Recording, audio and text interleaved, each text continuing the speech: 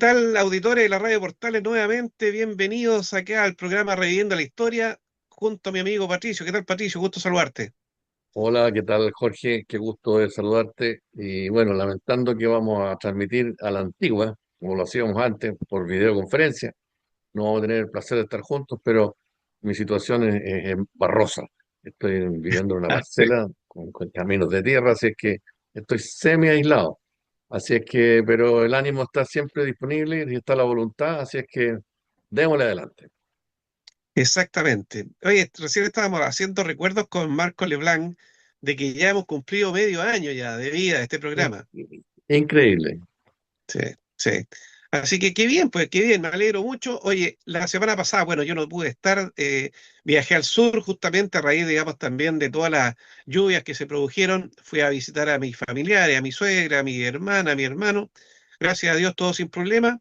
Aproveché de participar de una conferencia que dio el capitán Tinel allá en Concepción sobre la historia de la Fuerza Submarina.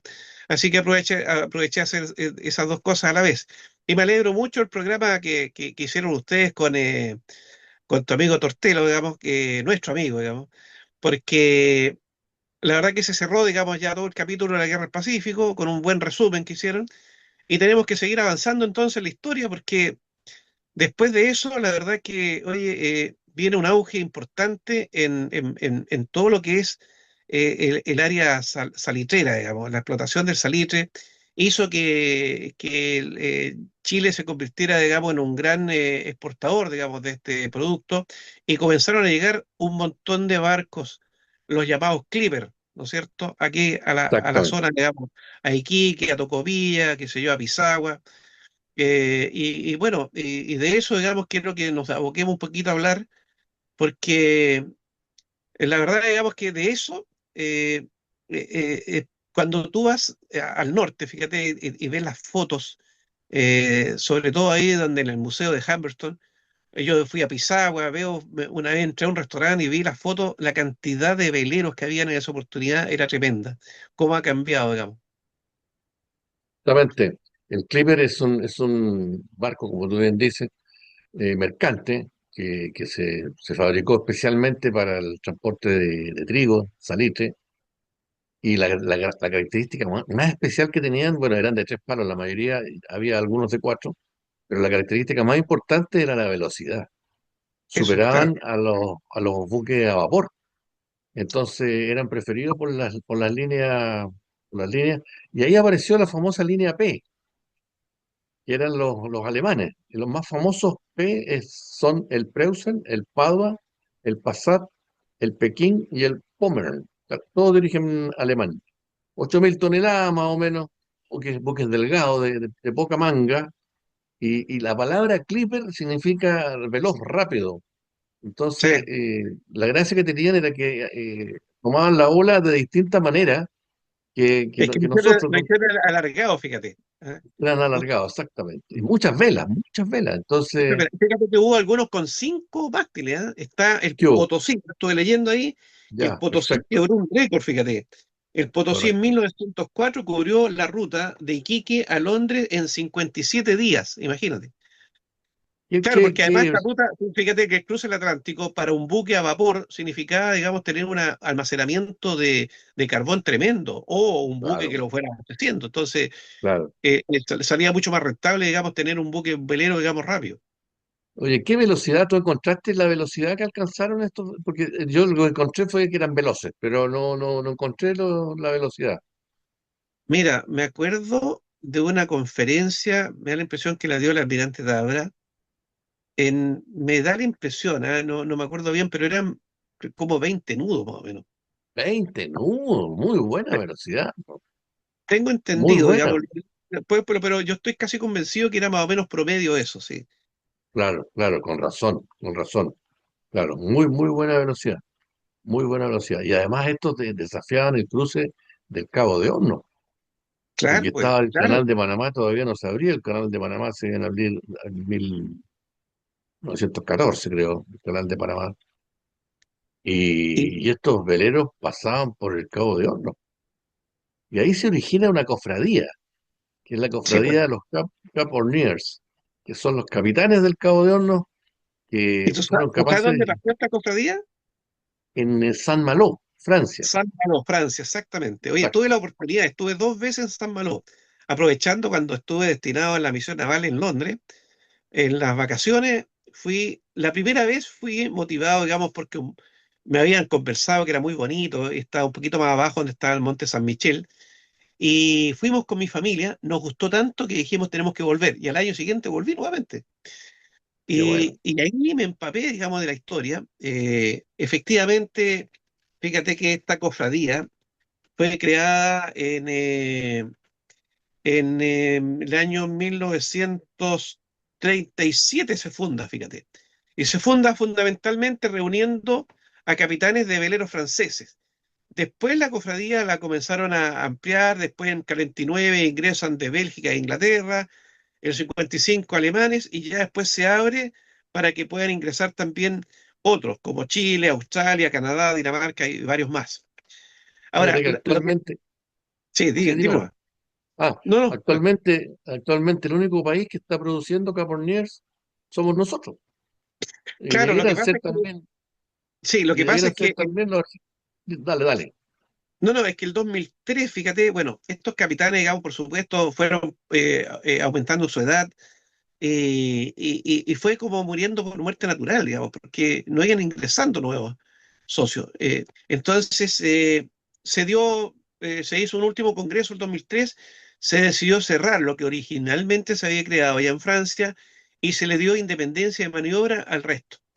Y por eso que digamos que Chile, digamos que había creado su organización internamente, siguió y siguió y cambió un poco los estatutos porque ya no eran solamente, incorporó a comandantes de unidades que hubieran cruzado el Cabo de Horno, no necesariamente que fueran veleros, ¿te fijas?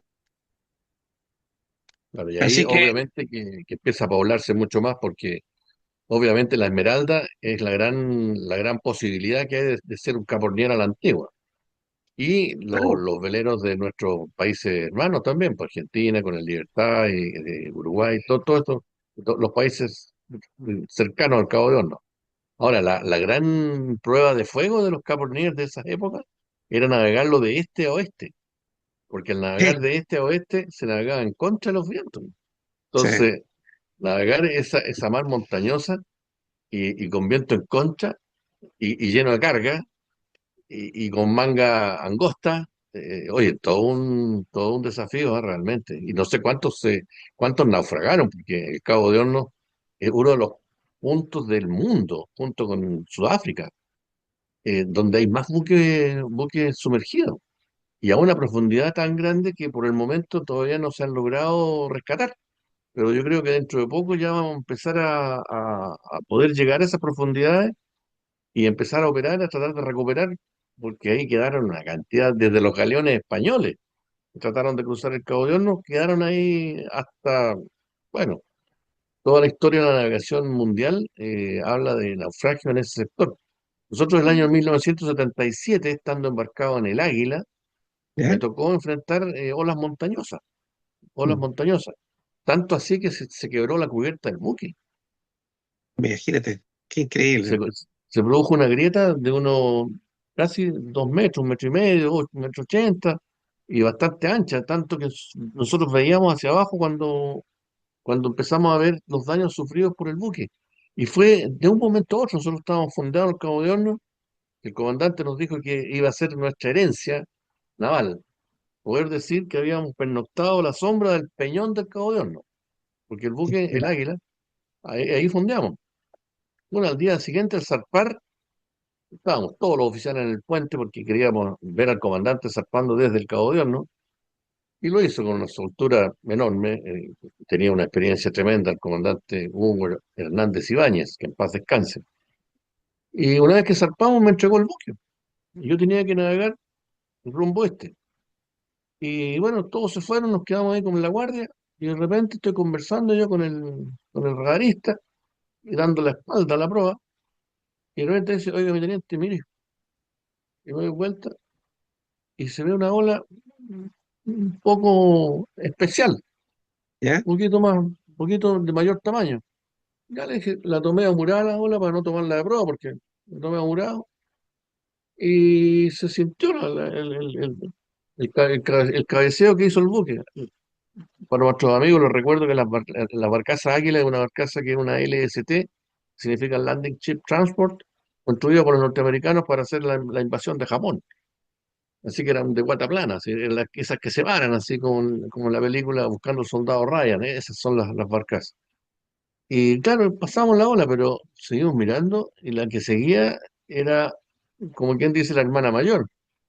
Bueno, finalmente la abuela, donde nos encontramos con la verdaderamente grande, yo ya había llamado urgentemente al comandante al puente y todos nosotros estábamos en el piso, Ya, porque los chuta. cabezazos eran impresionantes y el comandante cerró la caña de babor y cuando nos agarró una de esas tremendas olas por la cuadra, tuvimos unos 30, 35 grados de escora. Entonces, bueno, finalmente logró hacer caer el buque a escapar y nos tomó por la última, nos tomó por la popa. Y era igual que asomarse a un edificio de departamentos, viejo.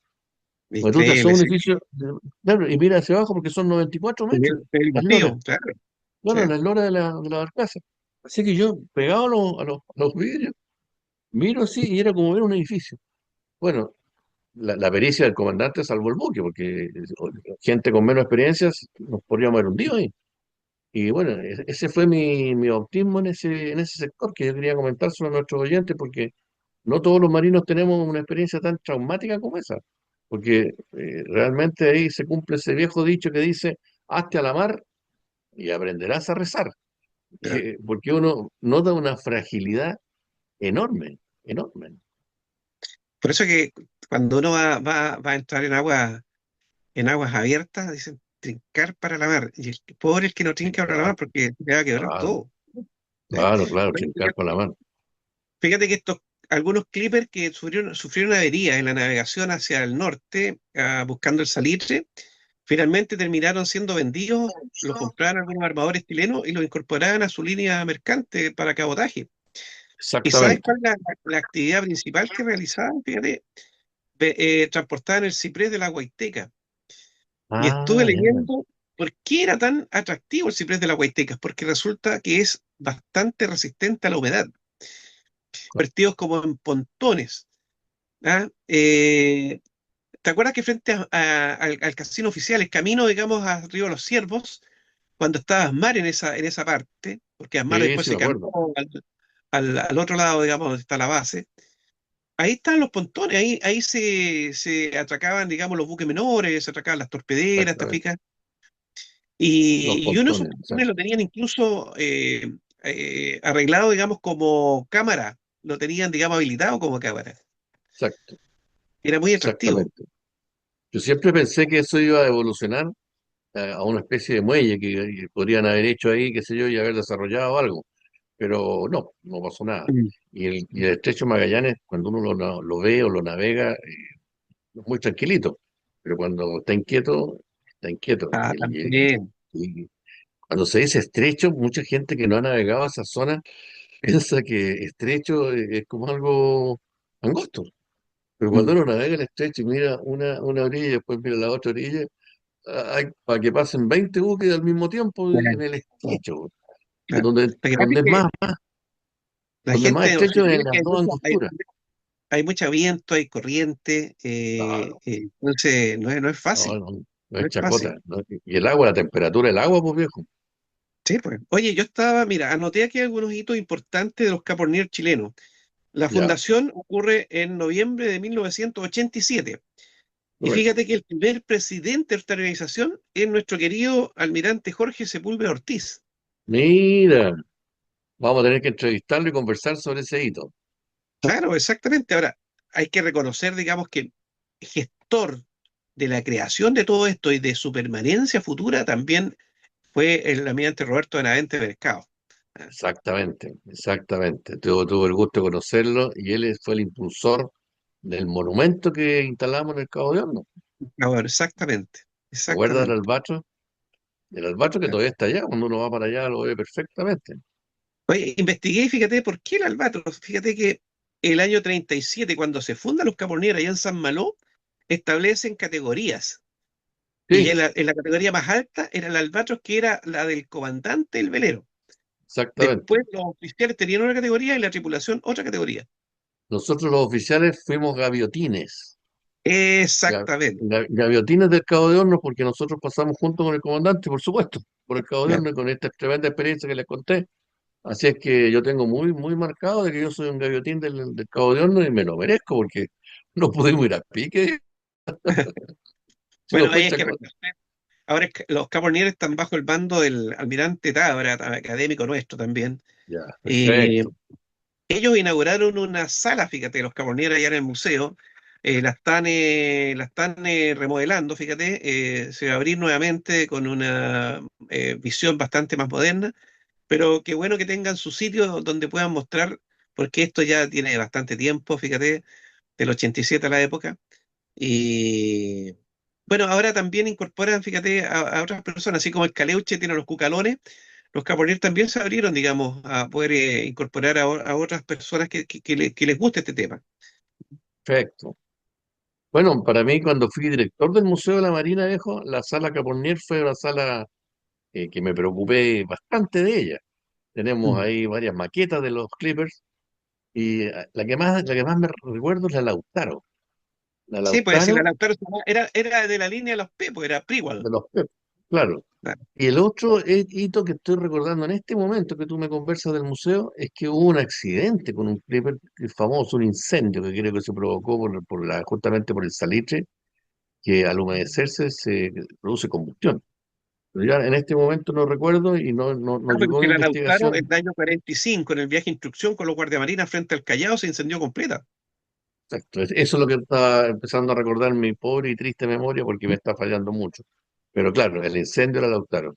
Ese era un Acuérdate que Clipper, nuestro amigo, el capitán John Rodríguez, director del sí. Museo Naval Un del Perú, saludo, un saludo para John exactamente. Rodríguez Astis. Él cuando vino, digamos, el año pasado, lo incorporamos, dio su discurso de incorporación en función de cómo el Perú resaltó a Ayudó, través, digamos, primero habló de las publicaciones con la prensa y después de todo el trabajo, digamos, de apoyo exactamente. a todos los afectados, digamos, por el incendio. Claro. Sí, tiene toda razón, ahí está. No lo podía recordar. Bueno, y en el museo nosotros hicimos la Marina hizo una reunión de los capitanes mundiales, cuando yo Exactamente. estaba de director, así que tuve el honor y el placer de conocer Capornier.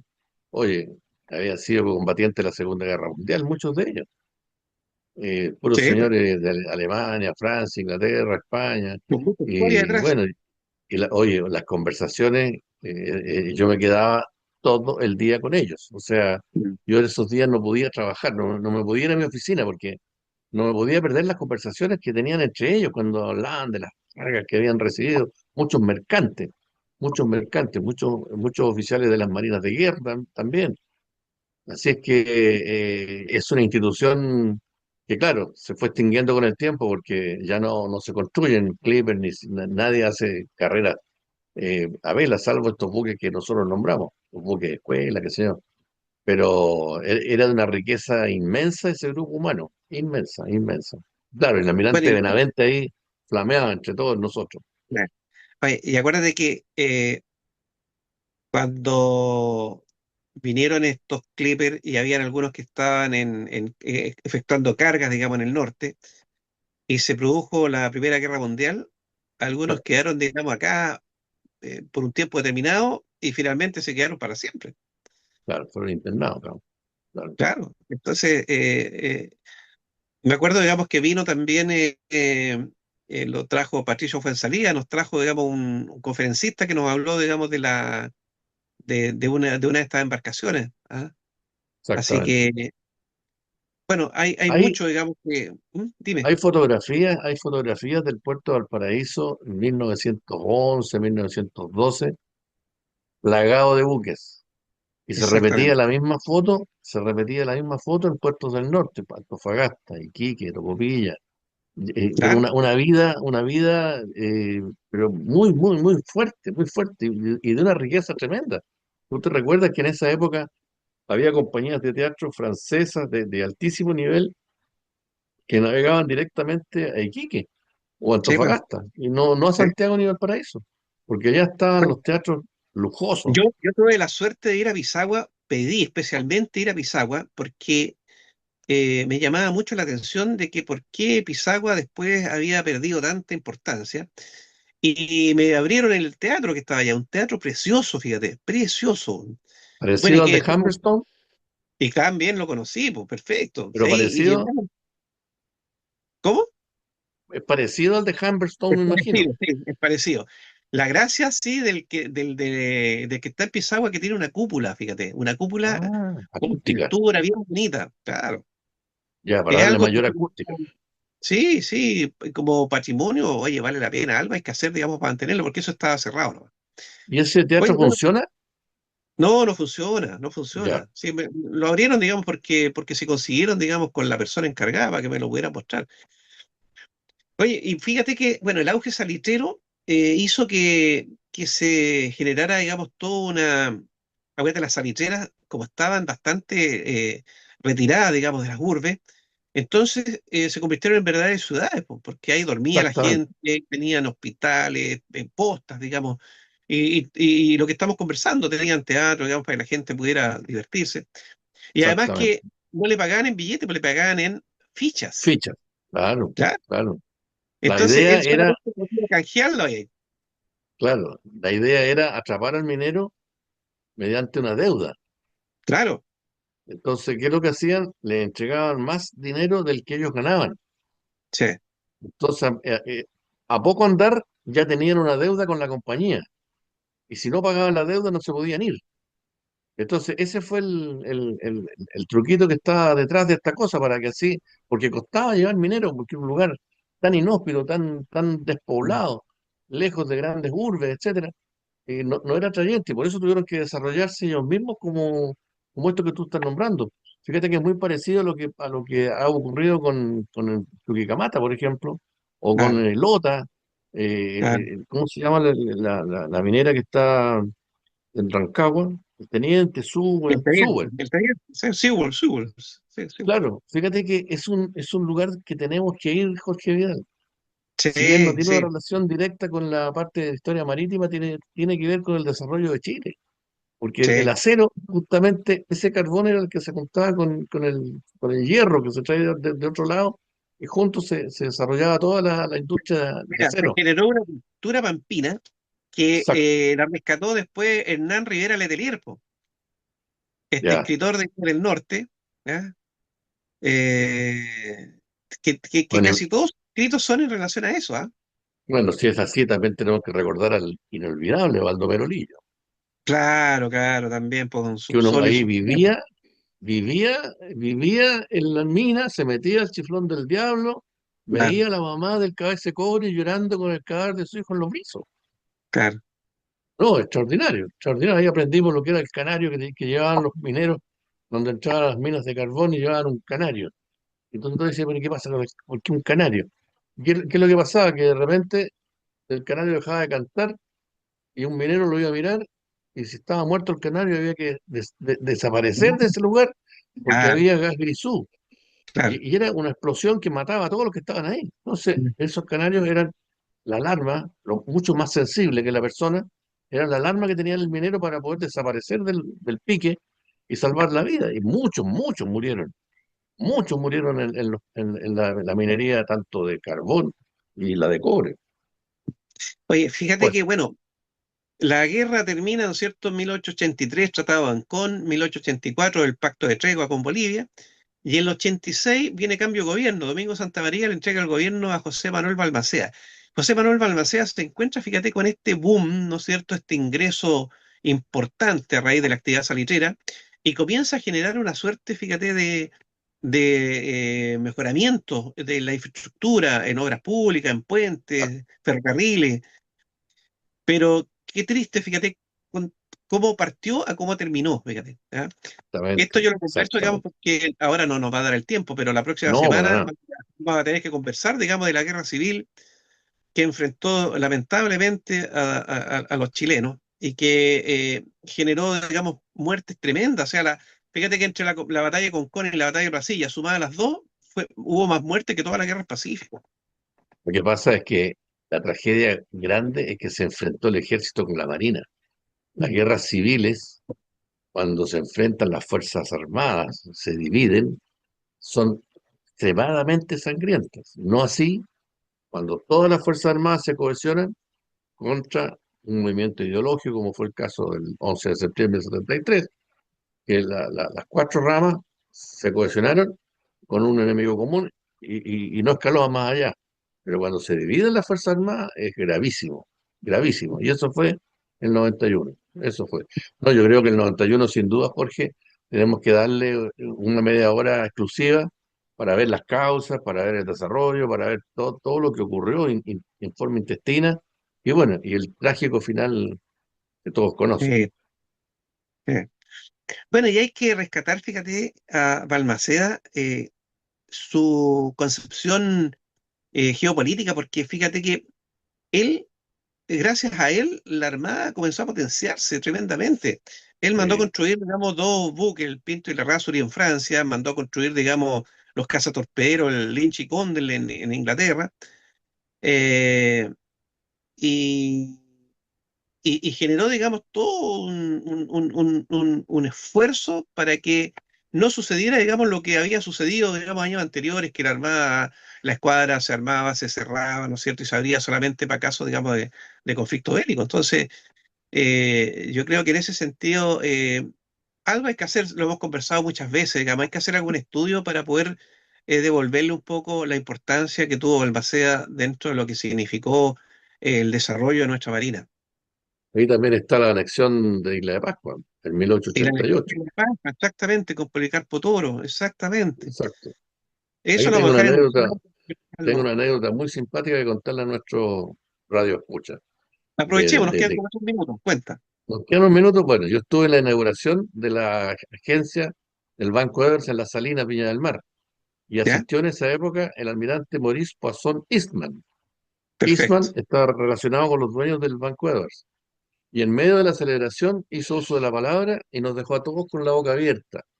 ¿Y por qué? Porque nos dijo que el Banco Edwards había estado siempre ligado a la Marina de Chile, incluso dijo cuando compramos, porque se compró la isla de Pascua, no fue una elección simplemente, se les pagó al rey, por ahí tengo el nombre, ahí lo vamos a ver cuando conversemos sobre eso, se le pagó. Y de repente el almirante se mete la mano al bolsillo y dice, y se compró con este cheque, y que nadie podía creerlo. Todos dijimos, esto es una broma, el almirante, o sea, una broma, ¿cómo tiene el cheque? O sea, ya había Banco Edwards, sí, pues ya había Banco Edwards. Y efectivamente lo hizo pasar de mano en mano y dijo, tengan cuidado porque tiene sus años el papel. Y lo hizo pasar de mano en mano y todos tomamos con un cuidado único. Y Ya, efectivamente, ahí estaba con una cantidad de cero, olvídate, y no lo ya, podíamos creer. Entonces, bueno, estoy haciéndole propaganda a ese banco, pero es el banco que estuvo muchos años con nosotros, era el único banco que estaba en la salida, después se incorporó el Banco Estado y creo que hay otro banco más ahora, puede ser el Santander tal vez. Pero esa anécdota muy simpática. Y la otra, vamos a aprovechar el último minuto, que la guerra civil congestionó tanto el Estado de Chile que no le pagaron al banco la cuota del año 91, del 90 del 91. Y ya. don Policarpo Toro, que era el que había firmado el cheque, tuvo que él, de su peculio, pagar una de las cuotas por la Mira, compra de una isla. Imagínate cómo habrá sido la cuota y quizás de dónde sacó plata Policarpo Toro, que obviamente después se la devolvieron. Pero imagínate el problema para un simple oficial de marina que le digan, oiga, tiene que pagar la cuota número 42. Oiga, pero si, bueno, así fue, está escrito claro. en los documentos. Muy simpático todo eso. Bueno, Yo no vamos a hablo dejar más porque estamos en la hora. Sí, buenos temas, digamos, para la próxima sesión. Así que, bueno, muchas gracias nuevamente a los auditores por su atención y los dejamos cordialmente invitados para la próxima semana. Adiós, nos vemos, chao. adiós, como siempre, en la primera de Chile.